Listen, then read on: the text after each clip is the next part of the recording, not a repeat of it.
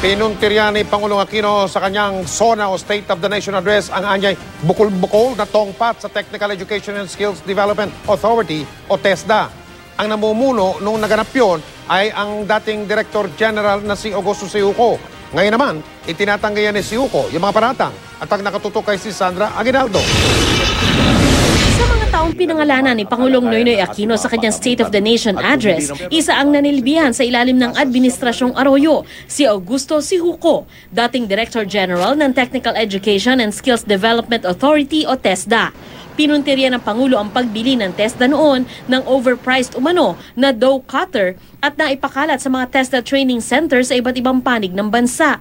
Ang dough cutter ay gamit ng mga nag-aaral mag-bake. Nagkakahalaga lang ng 120 pesos pero binili umano sa presyong 48,507 pesos kada isa. Pati na ang umano'y overpriced na incubator jar para sa pag-oobserba ng hatching ng itlog ng manok ng mga estudyanteng nag-aaral ng poultry. 149 pesos lang daw ang halaga ng isa pero binili sa halagang 15,375 pesos.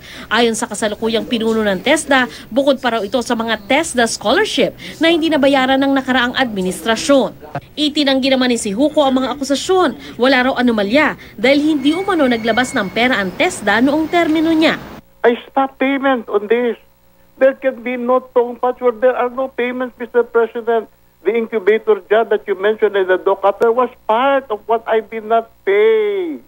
Numbers don't lie and may matibay po tayong ebidensya na nagpapatunay na binayaran po ito. Binigyang katwiran din ni Siuco ang scholarships na hindi nabayaran ng dating administrasyon. Gusto raw sana niyang kay Pangulong Aquino personal na magpaliwanag pero hindi nito pinagbigyan ang kanyang hiling. Mr. President, hindi na po ako ang Director General ng TESDA during the last 4 months of the previous Gloria administration.